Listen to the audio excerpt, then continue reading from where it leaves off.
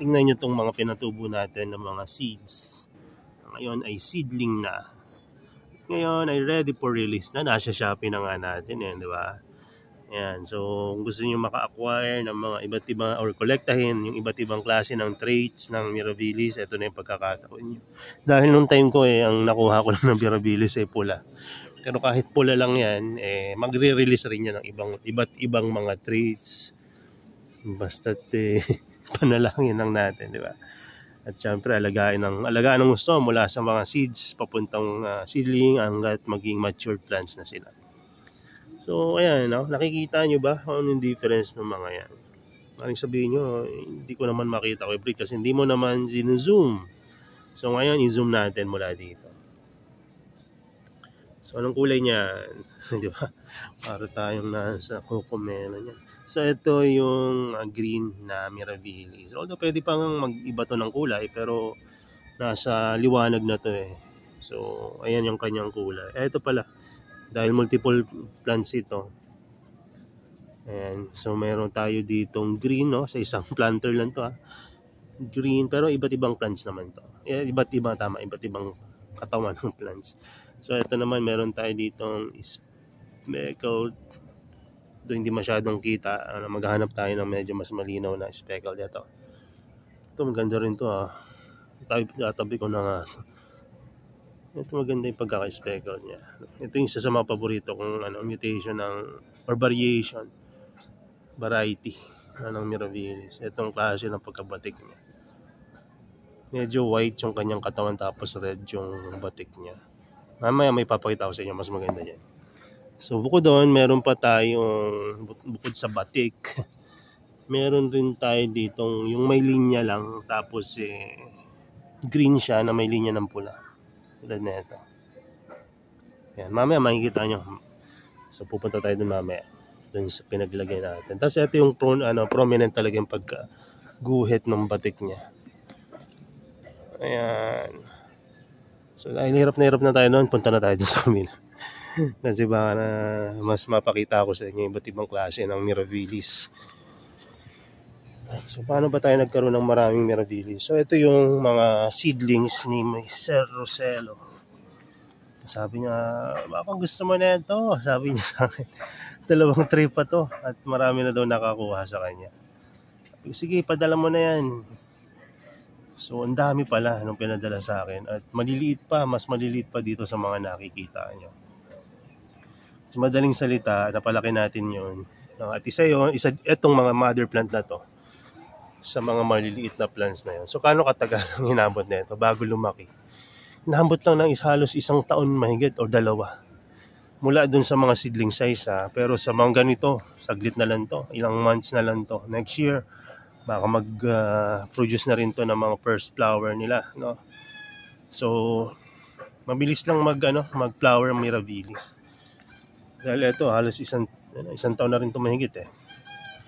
So, mahirap lang silang palakihin pag maliit pa. Yung mga sobrang liliit pa. Pero pag nag-size na yan sila, madali nang para palakihin yan. Basta, ang tip ko lang talaga, huwag nyong gagalawin.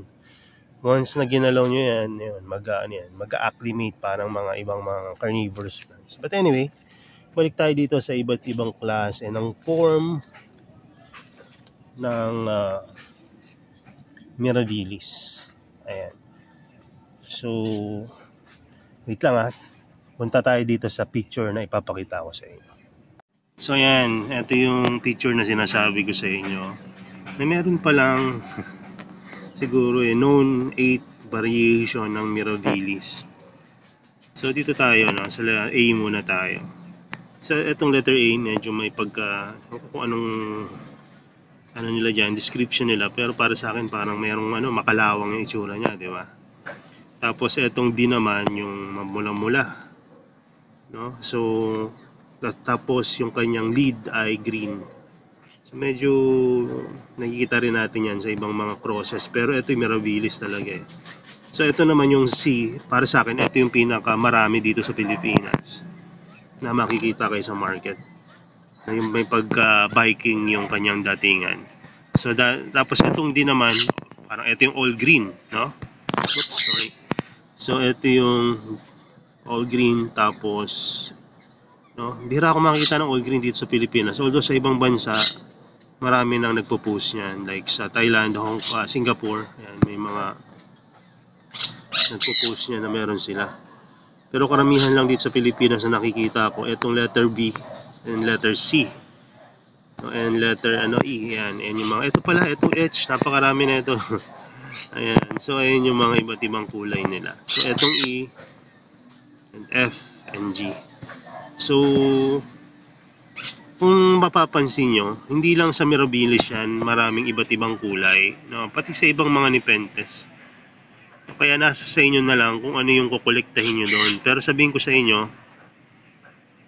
kahit alin dyan yung makuha nyo, may chance na maglabas yan ng any letter or any variation dito sa picture na to.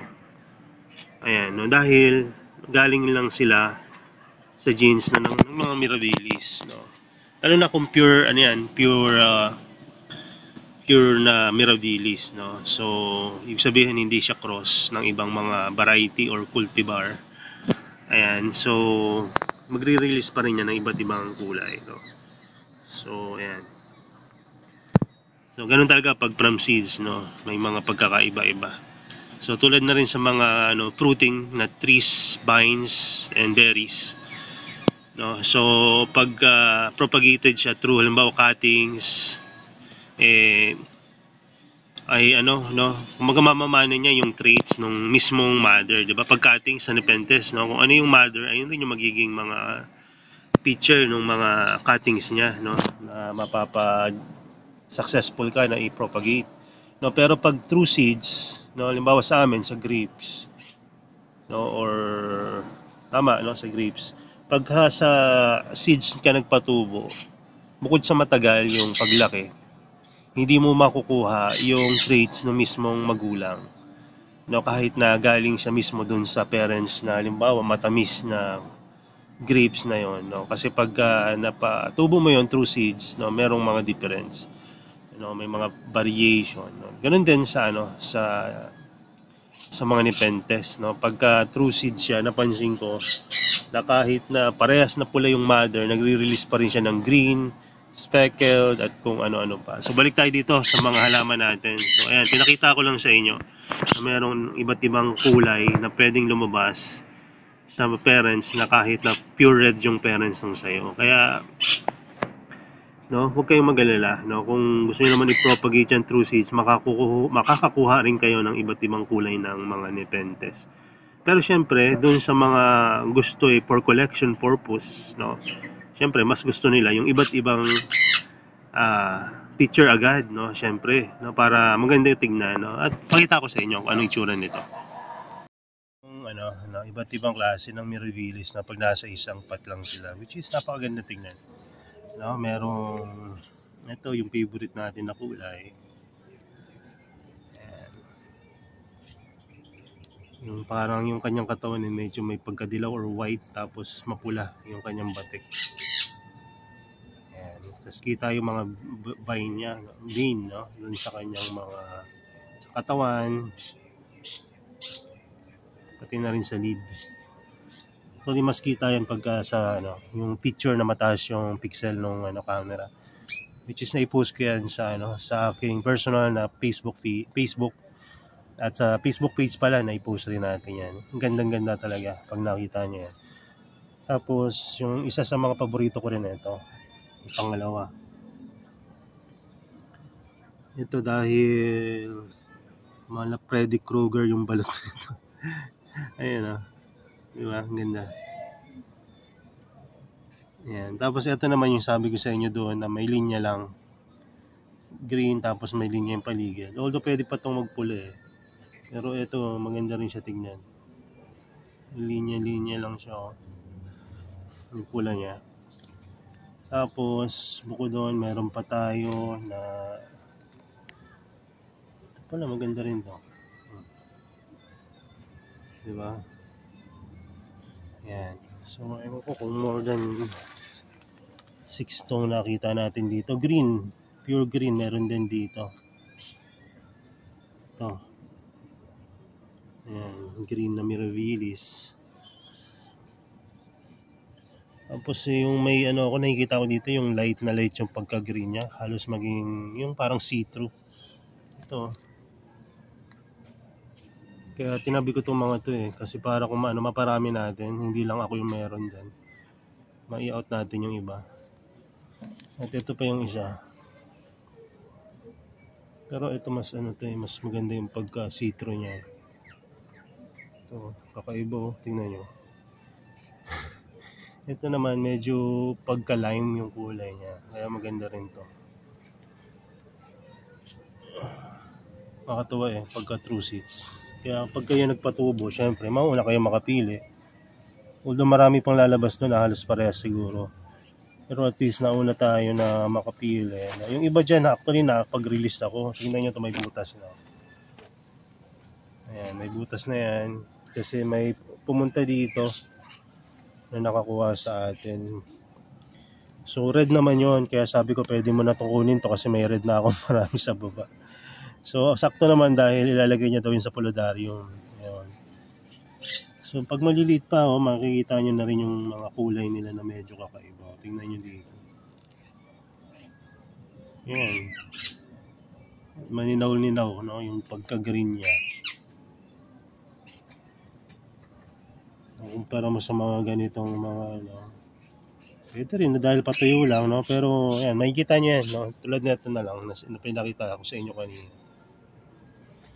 So marami rin yan lumalabas, lalo na dun sa mga nagpagpatubo sa seed grown. Kaya yung may hilig sa seeds dyan na magtanim, no, kahit sabihin yung maraming failure sa pagtatanim ng seeds at challenge talaga, no? Pero mo yun, kailangan mong hintayin ng ilang taon bago makita yung pinaghirapan mo. So worth it naman, di ba? Tulad nito, pero mo wala pang isang taon to, kumbaga ilang months pa lang, pero napakaraming challenges na mapinagdaanan natin dito sa pagtatanim ng mga seeds. Hindi na siguro 10 beses na kaykay itong mga tanim ko, dahil kung nasa baba yun, araw-araw pa rin yung kinakaykay. Tapos didiligan mo rin. Siyempre, pag hindi mo diniligan to, saglit lang to. Pag natuyo, ubos. So kailangan didiligan nyo regularly. Hindi pwedeng dahil may outing kayo ngayon, may pabayaan mo na lang siya. Kung may outing kayo or kailangan nyong umalis, mag-party, lagay nyo muna sa loob ng bahay dun sa humid area na hindi matutuyo. Or kung halimbawa, multi-day yung inyong alis, no? I-water tray nyo na lang kahit na hindi maganda sa Nepenthes yung water tray. Nipisan nyo na lang. Yung tipong tatagal ng halimbawa, 2 araw kayo mawala. Tatagal ng 1 araw na next day medyo matutuyo na siya. So, ganyan. Ang daming challenges pag sa seeds, no? May iba naman hindi tumutubo. Diba? May mga palpak rin ng mga nagbebenta ng seeds, no? Or yung mga source ng seeds na binibili natin. Ayun, muntik pa mahulog. Ayan, so tinitingnan ko ngayon mga tanim ko dito. Ang dami kong tanim, hindi man lang nagge-germinate yung iba. Mga fresh seeds naman yung iba. Kaya yun, no? So hindi talaga madali magpatubo through seeds. So although pagka nakachamba kayong germinate agad, no, so ingatan nyo na yun kasi hindi sa lahat ng oras ganun kadaling magpa-germinate ng seeds. Diba? May mga iba gustong-gusto natin paramihin pero ayaw ayaw tumubo sa atin . So ayan, no, buti na lang kamo ayan, no, nakapagparami tayo ng ayan, itong ating barrow. No, dalawang to hindi lang yata, parang 3 to So na isa nito. Ayan, 3 stray to. Isang konti, isang marami-rami, isang marami. So 3 yan. So may mga iba rin tayong mga tinanim dito na hindi talaga nagbigay. Tulad na ng mga ventricosa alata na yung iba, hindi talaga May isang alatang trait lang tayong naging successful, pero yung iba halos. Meron dito Ngayon ko lang nakita. Tingnan natin. Ito yung sinasabi natin na minsan kala natin ayaw nang mag-germinate. Hindi pala.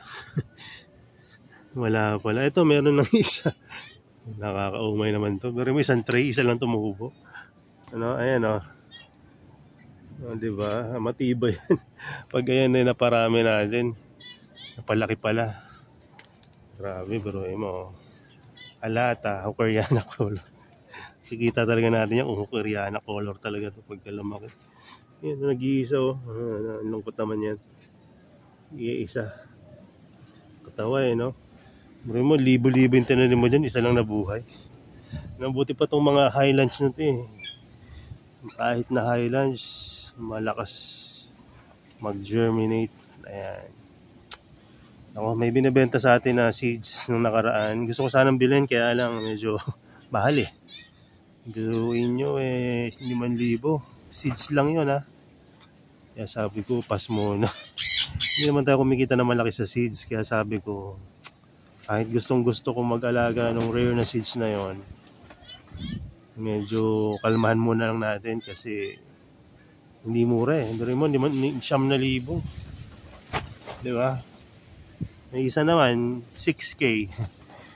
Tapos hindi pa ganun kaganda yung tsura. So sabi ko, pass muna.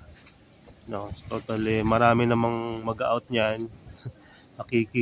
May bibili na lang tayo ng kaunti. No, siguro dun sa mga nakakuha. At sana dun sa mga nakakuha, sana mabuhay niya yan. Maganda kasi yung mga growth from seeds, matitibay talaga. So yun, kaya medyo nawalan tayo ng supplies ng seeds ngayon. Although meron pa naman. Pero sa tingin ko, pahinga muna tayo sa seeds kasi medyo yun, nakikita nyo, yung mga tinanim natin, iba't ibang sources yan. Pero hindi nag-germinate ngayon dahil siguro sa klima na rin. Dry, tapos malamig. So ayun. Hindi pa rin natin susukuan yan, malay nyo. Maging successful pa rin yan after ng ilang mga panahon. Nadilig-diligan lang. Hanggat hindi nag-germinate. So nakikita natin doon maganda magtanim pagka yung papasok pa lang yung bare months, pero pagka mga November, December na, medyo lalo na kayo sa pagtatanim ng seeds kasi ewan ko, ang baba ng chance na mag-germinate. Maliban siguro kung i-indoor nyo at i-ICU